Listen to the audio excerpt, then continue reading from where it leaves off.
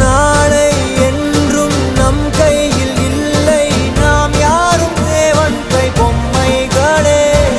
என்றால் கூட போராடு நண்பா, என்றைக்கும் தோற்காது உண்மைகளே. உசைன் போல்ட்டை போல் இல்லாமல் ஓடு, கோல்டு தேடி வரும். உந்தன் வாழ்வும் ஓர் ஒலிம்பிக்கை போலே வேர்வை வெட்டி தரும். நாங்கள் ரிஷியும் இல்லை, ஓர் குஷி சொன்னோம், புடிச்சா புடிலா.